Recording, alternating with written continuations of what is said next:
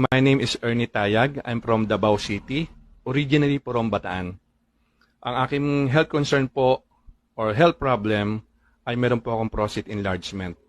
Ang una pong nangyari sa akin at the age of 41, doon ko na lamang meron ng prostate enlargement kasi po bigla pong sumakit yung aking tiyan tsaka likod na yung pain po is mas gusto ko pang mamatay.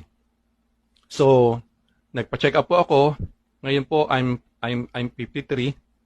So, dumating po ako sa point na umiihi na po ako ng dugo. Yung solid na dugo po.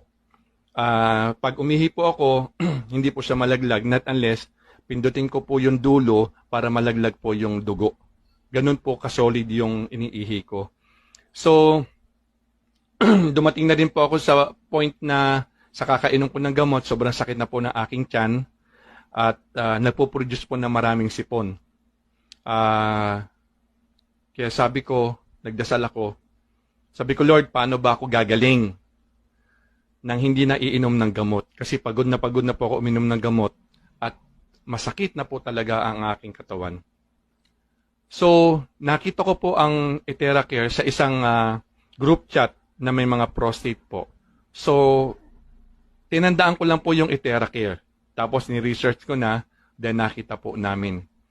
Magaganda po lahat ng testimonies, kaya po ginawan po namin ng paraan, especially na aking asawa, na magkaroon kami. Nag-therapy po kami for 3 weeks. Yung 3 weeks po na yon, 10 minutes po dito sa may aking anus, sa may puson 10 minutes, then sa may likod 10 minutes.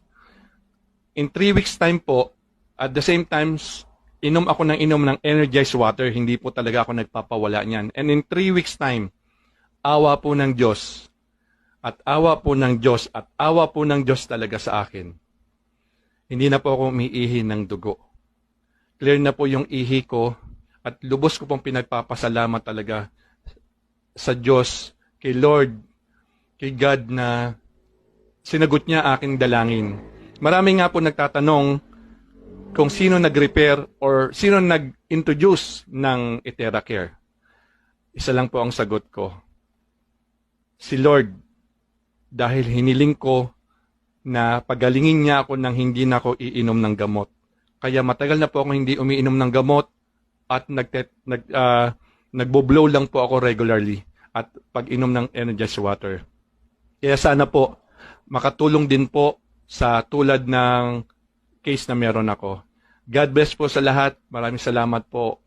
Pagpalain po ang lahat. Thank you po.